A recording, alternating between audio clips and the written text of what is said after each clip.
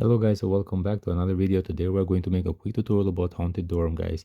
And in this video I'm going to share with you that how actually I got a mod for the game which works for the both devices, guys, iOS and Android. So if you want to learn how to do this on your own device by yourself, then watch this video until the end, guys. I'm going to explain all the steps I did for myself so you can learn it also you how to do it, okay? So as you can see, guys, here you're going to generate unlimited resources, and I'm going to share with you that how I did it. So basically, before we start, guys, you just need to set up some things in the settings so the whole process goes smoothly. You don't have an interruption.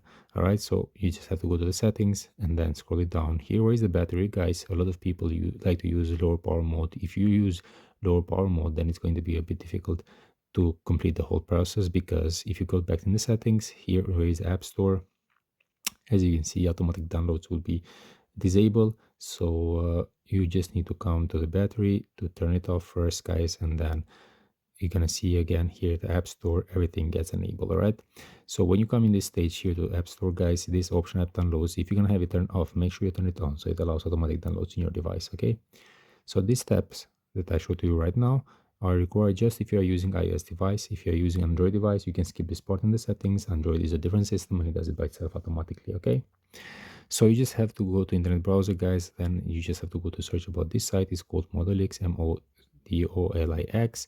Once you're gonna enter in, guys, there are a lot of other things inside of the site which you can check later. Just a few seconds to get connected with the main page. It looks like the server is a bit busy. Okay, here we are.